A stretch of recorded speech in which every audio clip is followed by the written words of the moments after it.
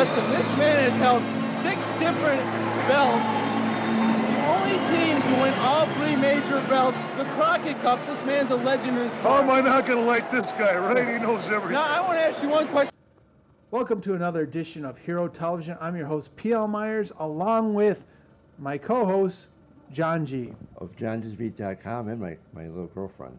Yes, he's got 7 of those, ladies and gentlemen. But more importantly, we're here at the studio putting another episode for you, the viewers of Hero Television.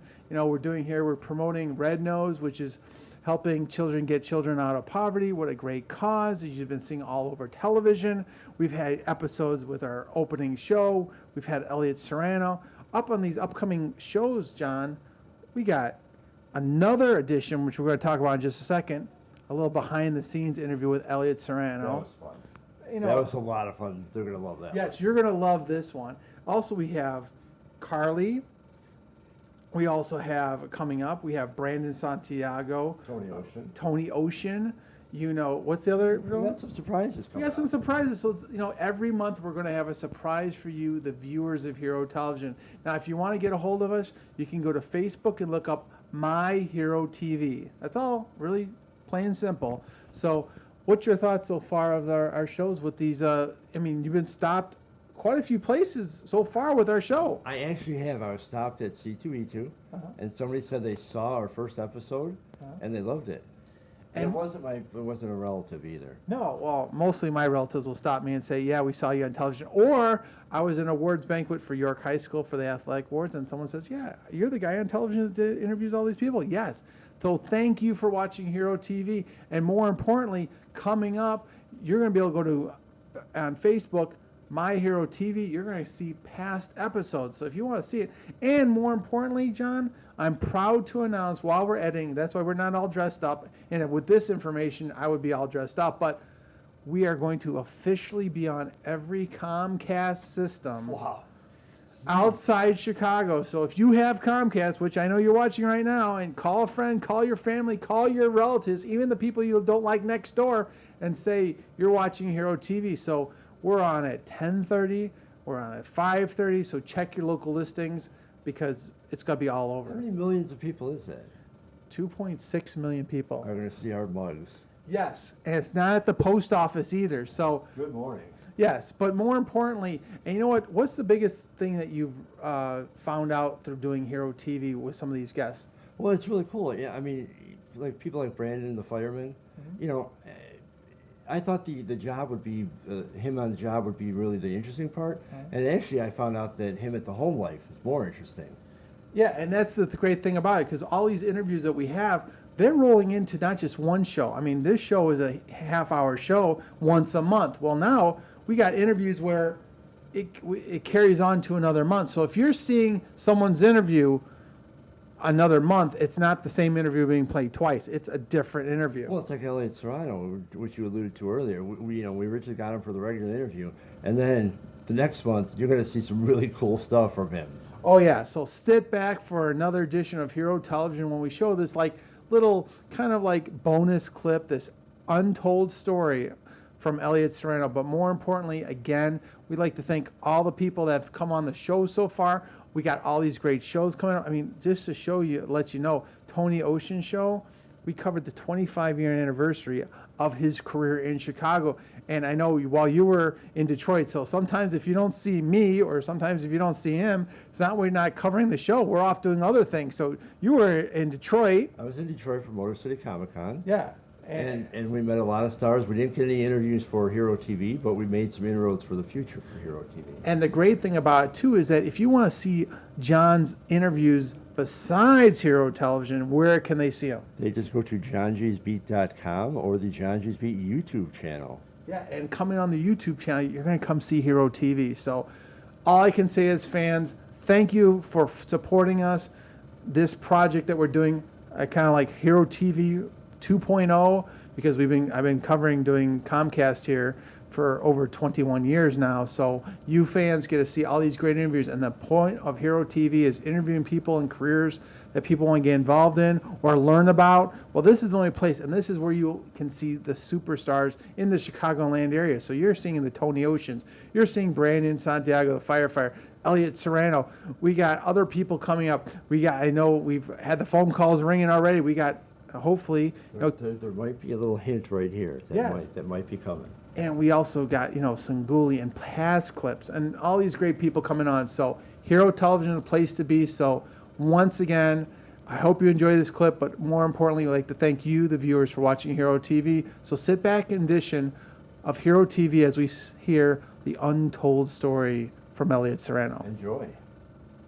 Okay, I'm gonna go. This isn't running, right? Yeah. No, it's not running. Yeah. Wait, this thing isn't running. No. No, you sure? I turn it off and. He's a whiz Okay. with electronics. Okay, man. cool. No problem. So anyway, they asked me to host the captain's panel at Wizard World, and they generally, it's a fun show, and it's weird because that was going to be like my best show ever. I was going to meet William Shatner, Scott Bakula, and Avery Brooks. They had me. I was supposed to host the Spike panel after that with the guy who played Spike on Buffy the Vampire Slayer. Why am I blanking on his name now? I know the guy's really cool. I feel bad. James Marsters. Yeah. And then the coup de grace was going to be. They wanted me to do the Boondock Saints panel on Sunday, where I would have met Norman Reedus. This is right before he got really huge with Walking Dead, right? But that wasn't even why I was excited. I was going to get to meet Sean Patrick Flannery. Why am I a huge Sean Patrick Flannery fan? Why? Young Indiana Jones. Ah. Oh yeah, I'm a huge Indiana Jones fan. Okay. I was going to be able to talk to young Indiana Jones. So I'm all set up. I'm going, this is going to be great. Do this. Oh, there's the other thing too. I was supposed to go to the Harry Potter convention that was taking place at the Hyatt downtown that same weekend. And I was supposed to interview Ivana Lynch. She played Luna Lovegood in the Harry Potter movies. Mm-hmm. So that was my whole weekend. Plus, on top of that, this really cute girl who I met online, really cute redhead from like Boston, was flying in for this thing and was going to meet me at this convention. This was going to be my greatest weekend ever. Greatest weekend ever. What happens? It's a night of the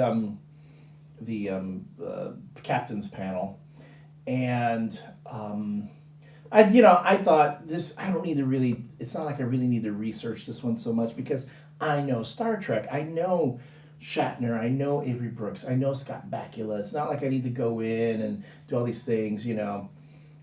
I knew I had basic filmography stuff, and plus they're not going to talk that much about stuff outside of Star Trek anyway. And I was just there to make sure the Q&A didn't run too long. And it's weird because even before the panel started, the Wizard World folks come to me and they go, okay, I want you to know, well, first, there's going to be some in the back. When there's 10 minutes left, I'll let you know, 5 minutes left, I know that. Also, we really like you to make sure that no one asks Avery Brooks any really personal questions. I'm like, Personal questions. yeah, I know I'm going personal, whatever. Okay, because Star Trek, fans in general, it can get kind of weird. Yeah. Right. And it kind of made me think, it's like, remember that old SNL bit that Yeah. Shatner did, the Get a Life bit? Yeah. Where people are asking him questions about stuff, and he's like, what? I'm like, okay, that's fine, okay, no personal questions, I'll keep an eye on that. And I've actually had that happen at Chicago TARDIS, where when I'm moderating a thing with a particular Doctor Who, this always happened with the female actors. They say, make sure that people don't ask for hugs or want to give gifts. Okay. Fine. So I have to be the bad guy and say, Ooh. no, I'm sorry, no hugs, But no you gifts. get a hug. Right, now I never got Anyway, so I thought I'd plot along the lines too. So they go, don't be the bad guy. I said, no, we're not gonna talk about that. Let's keep it strictly to this. So I had no idea. My spidey sense should have gone off then. Yeah. But I was just so high on the idea that I'm doing this. So anyway, so I get up there, and like I said, I meet these guys backstage, and I go to Avery Brooks. I go, I just want to know, I want you to know, is there anything you want me to talk about? Yeah. or stuff. I always say, tell me what you want me to talk about. So that we can, we're featuring you, we're profiling you, this is about you. I did that once at the 24 panel at C2E2, and those people were the toughest people in the world to work with, because I'm like, okay, what do you want to talk about? And the one dude, the guy who played I forgot his name. I want to call him Carlos Mencia, because he was just as annoying. But I get... He goes, man, well, you didn't do your research? I'm like, look, you want to talk about your independent project, whatever, let's talk about these things. Because they sure as hell didn't want to talk about 24. So I go to Avery Brooks, is there anything you want to talk about? And Avery Brooks goes to me, just tell the truth, man. Just tell the truth. Tell the truth. Okay, fine. And I knew Avery Brooks was a bit of a character. He's a character. But I didn't, fine. Okay, fine. I didn't want to, whatever. And then Scott Bakula shows up, and he seems all wired, and I really want to talk to him, but he doesn't seem like he's interested in talking to me, which is fine. And then Shatner shows up, and everyone starts kowtowing to Shatner, because he's, the king of the Star Trek captains. And I'm talking to him, I'm introducing myself, and Shatner starts, poking at me, making fun of me and stuff. I'm like, oh, good, they're feeling frisky, so this is going to be fun. So, I told myself, I'm going to do a bit. In the beginning, before we talk about Star Trek, I just want to ask a question that I've always wanted to ask, And then I was going to ask Scott Bakula, what's Sam Beckett up to these days? As an actor, what do you think Sam Beckett's up to these days? Because you played him for so long, Quantum Leap. And then I was asked, and I went down the order of where they were up there on up on the stage with me. And then I asked William Shatner. I was going to ask Shatner, what's Denny Crane up to these days? What are him and Alan up to anything?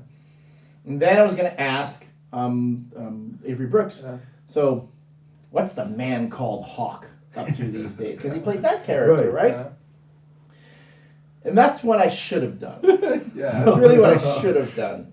Because I got up there and I introduced them, and it was fun. And even Avery Brooks was having fun, because I'm setting him up, and I'm just trying to set up things for them to do and just play with it. And I say, okay, Scott, what's Sam Beckett up to these days? He goes, yeah, well, Sam's still out there leaping from time to time, trying to set right things that have gone wrong. And I was like, oh, that's really sweet. That's a bullshit answer, because I always thought Sam Beckett was screwed at the end of Quantum Leap. Poor guy. He's still out there even now, leaping from time to time. Never gets home. Never goes home. What a screwed up way to go. And then I asked, Shatner, what are Danny and Alan up to? And Shatner looks at me like, what are you asking me this for? But I'm like, dude, it's like Denny Crane. It's like, you won how many Emmys for this character? So then he goes on this great rant about, he goes, well, I don't know what Danny and Alan are up to, but Scott and I were backstage, and we were talking about genetically modified wheat. And he goes on this great rant about wheat, and he strings out this whole bit. And it's like, oh, this is brilliant. I'm setting him up there, knocking him down, Then I get to Avery Brooks. And I'm like, if I ask him, what's the man called Hawk up to now? I don't know what he's going to do with it. It's going to be like, Shatner just set up this great bit where, I'll talk about wheat. And how can I set up Avery Brooks a little better than just the man called Hawk? And now, in retrospect, again, that was this is all on me. This is all on me. Because I was trying to come up with what I wanted to hear, or what I thought would be funny. And I should have just said, no, this is about them. Let them do their thing. And I almost, and I'm in my head, and I remember I'm running my hand across the dais like this and going, Elliott, do you go this way where you planned? Or do you switch the tracks? You hit the switch so the train goes on a different track, and then go that way. And I saw the ding ding. I almost literally saw the ding ding ding, the red thing. Don't do it, don't do it, don't do it. But in improv, it's an improv. You take risks in improv. I was even thinking back to improv. You take risks. You don't get anywhere just playing the safe choice. You get do the get way and see how it goes. That was wrong. Because I go, well, Mr. Brooks, I don't know how much, I'm kind of reluctant to ask you this, but I just wanted to know, we've all seen, that the documentary, the Star Trek captains that Mr. Shatner produced, and you know, I put a plug in for that, and Shatner's like seems happy about that. Now in my head, I was going to go, but when and even Shatner even makes a joke about it in the video about he goes, does he think you know, thing like that. And I was going to go, did you do anything before he showed up? And I'm going, no, that would be wrong. Yeah. That would be like I'm insinuating he's a pothead, and for all I know, he's done that sort of thing, and that would be wrong, and I shouldn't do that. Yeah. So I thought, what is safer than saying, "Have you been smoking?" I go, are you sure you didn't have a few before he showed up? Because you seemed really happy when he got there. Yeah. Fucking stone cold silence. A couple of people laughed, but the rest of the room went dead cold, and I was like, oh shit, what did I do? I did something. Right. I mean, I've obviously, it didn't go over the way it should have. Yeah. And Brooks looks at me like, stop saying the name. And I'm like, I'm just like, yeah, I mean, I'm trying to have fun with it. And then he acts really angry, and he doesn't answer. And I'm going, okay. I go, change correction. And for the rest of that thing, for the rest of that panel, I am nothing but I do not try to make any jokes. I don't make any such references or anything like that. I try to keep it real busy. And I'm talking, even for the rest of the panel, I am calling all these guys by their last names. It's no longer Scott. I sure as hell am not calling him William or Bill or Avery. I'm saying Mr. Brooks, Mr. Shatner, Mr. Bakula, the whole freaking time. And at that point, Avery Brooks and I developed this relationship where everyone can tell he's pissed at me. And even at one point, Shatner goes, he looks like he wants to kick your ass. And he goes, I don't think I'm going to stop him. And I'm like, yeah, sure, right. And I'm going with him, and the crowd is like laughing and stuff like that. And everyone's laughing. And there are times when Brooks gives me shit for something, and I just sit there and think, oh, I'm dumb. And everyone laughs. And I thought it was, for a while they're going, oh, this is the bit. I'm the guy that they're screwing with the whole time. But in the back of my head, I'm going, is he acting like he's angry with me? Or is he really angry at me? So the whole evening goes, and then the thing ends. And it's like, I still have this feeling, so when everyone goes to do the photo, I don't even get into the photo. I don't try to get into the photo because I'm like, if they're pissed, I'm not going to intrude. So I stayed it aside, and they do their photo.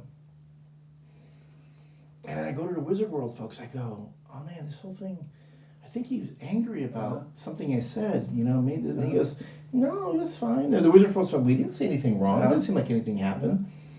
I go, you know what? I need to make sure I'm going to go and talk to him before he goes. So I go backstage just to say goodbye. And I go, thank you very much. You guys were great. I had a lot of fun. Thank you so much. And I go, Mr. Brooks, I'm sorry, but if I said anything, to offend you, or if I said, I didn't mean to be disrespectful or anything. No. I didn't mean any disrespect. And he looks at me and he goes, the thing is, you don't know me. And I go to him, I go, sir, you are absolutely right. You are absolutely right. And then he doesn't say what I said. Just the whole, you don't know me. And then he walks away. It's not until the next day, after Wizard World has fired me from doing the other two, fired me from doing the other two panels because I offended one of the guests. Wow. And apparently some fans complained.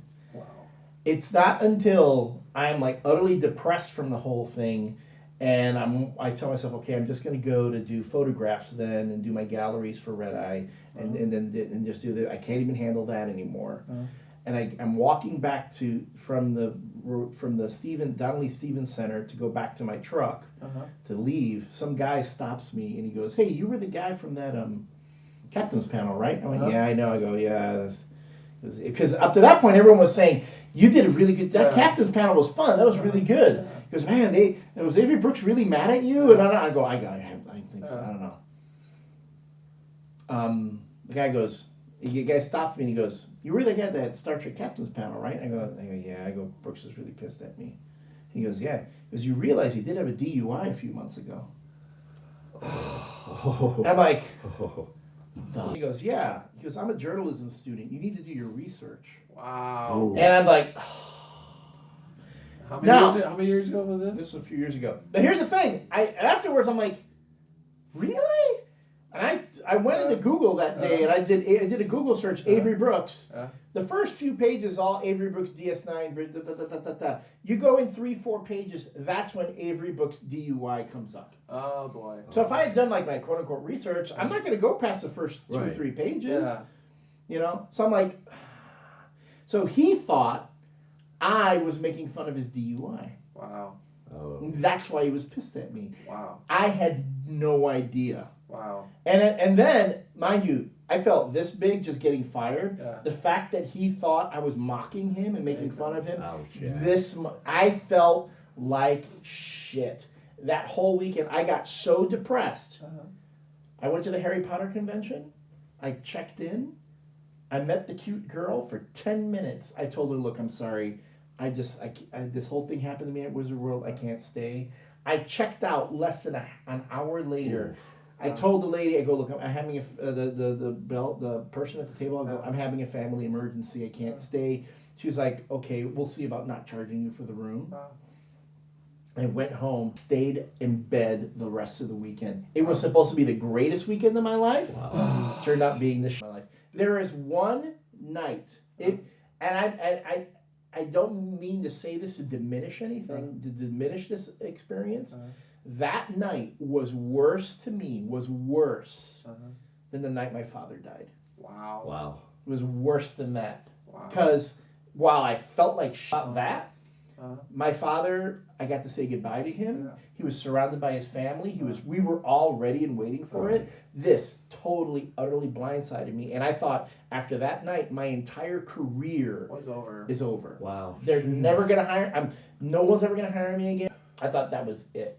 Wow. So that's why I don't talk. And have you ever talked to Avery? Ever? No. No. No. I sent I apologized. I sent a apologetic email and message to Wizard World to say, please forward this to him, let him know. I was unaware and all that. I never heard anything back. Wow. And that was that. Yeah. And since then Wizard World has even asked me if I want to cover the event as press. They've since then. I'm like, I'm not gonna. I can't go back there. It's too. So Wizard World. Wow, really? Wow. So you've never been back to Wizard? I've never been back to Wizard World since. Wow. Yeah. Wow. So that would be like that to me, like that would be like if you had a shot in WWE and you make like an off-color remark to Vince McMahon because you think you're joking, and then you get fired from the WWE on the one day you get a shot. You pissed them off. Wow. That's what it felt. That's what it would have felt like. Can you imagine that? That's a roller coaster, man. That's a roller coaster. Wow. Mm-hmm. Like, can you imagine like doing that? I mean, that's how. Oh, did I tell you about the time I was trying to become a writer for them? No. For the E? WWE, become one of their writers. They were looking for writers. They actually reached out to me. No And kidding. you said no? No, I said I started, but I couldn't make it that far because one, I had never seen a script sample for how they write. They told me this is what you need to do. We need you to either write a scene or write an entire like scenario, like a whole feud to its conclusion. I'd never done that before. It wouldn't be until much later that I would see a raw script that they How would long post. ago was this? This was a couple of years ago, a few years You ago. didn't call us. We could have done it. Could've helped Dude, you. I know. We would've been- Dude, that thought I was. Do you know how many people? Do you know how many indie guys Oh, every and one of guys them. would be like, Elliott, we'll sit down, we'll help you out, because there are guys who have storylines this thick God. of just one character. Yeah, I know. Every indie worker could book better Elliott, than I know. Elliott, here's an idea. Yeah, Yeah. and This it'd be is that, great. It's and never it'd be been that done one before. shot Elliott got. He was gonna get hired, and it's like, why did I use this idea? No, but it's funny because I sent in a script that involved. I sent that it was just essentially it was going to be one of the vignettes that happens between bits. You know, when they do the whole bit, and it was going to be. I just got it in my head to involve. I don't know why, and this is stupid and crazy. It was going to be a bit where Ava Marie. This was back when she was top. It was gonna be her. This was back when Kane was kind of always fucking with her. Yeah. It was gonna be like a bit to set that up, like to change to kind of like bring them together, team them up.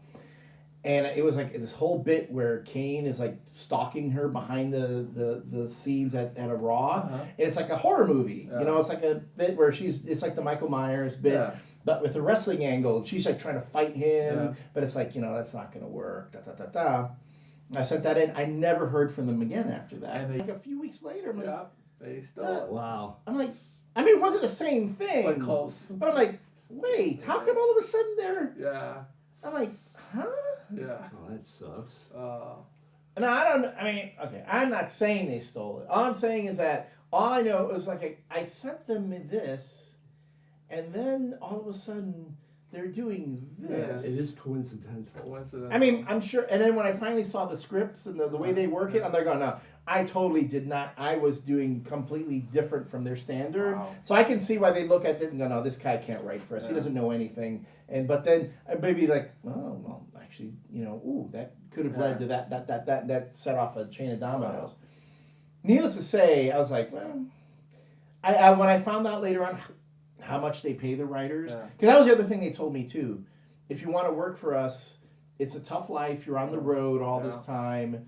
And mind you, I had a house, and I was married at the time, and I was like, I even told her, I said, if I take this job, I'm not going to be home for long. She goes, Elliott, if that's what you want to do, go. I mean, she wanted me out of the fucking house. Go, Elliott. Have as much fun as you want. But yeah, no, that was it. And now in retrospect, I'm like, God damn, why didn't I get in touch with some of you guys to talk about it? But here's the thing. Now looking back, I'm like, nah, I would not want to be a WWE writer. No, because they don't even pay that much. You know who I was talking to about that afterwards? I was talking to Lisa Marie, Varen, and she told me, she went, Elliott, no, you wouldn't have been happy doing that. She goes, those guys burn out real fast. Well, and on top of it, it still all falls down to one person. Vince McMahon is Stephanie McMahon, and Triple H. If they don't like it, it's like Elliott, you could have spent a whole 24 hours, 7 days a week on one script and go, here's my masterpiece, and it's like, nope. Yep. Or it's like it's an idea that could conceivably work, but if they don't like it, it doesn't work. They don't use it. Yeah.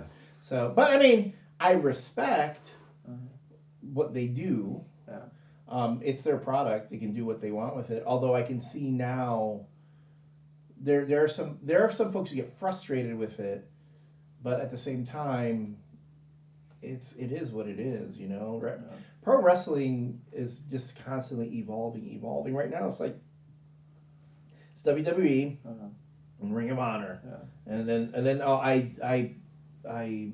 international Japan Pro. They're trying to do a lot more breaking in. But did you see that bit where they put like an entire main event match on freaking Twitter? No. Well, it's like with the whole TNA thing, or now it's called Impact. Well, the whole thing with Matt Hardy, how he changed. Didn't they sell that though? Isn't TNA sold? Or now it's called Impact Wrestling. Yeah, Jeff Jarrett's back. Yeah, Jeff Jarrett's back. So what happened to Global Wrestling? Global Force Wrestling? He still has that too. GFW? Yeah. See, that's the thing. Jeff Jarrett is he's like the new Jerry King Lawler. Yeah. I create this whole organization to put me over all the time. That's what happens. So let me go turn off the camera. Hi, I'm Elliott Serrano, and you're watching Hero TV.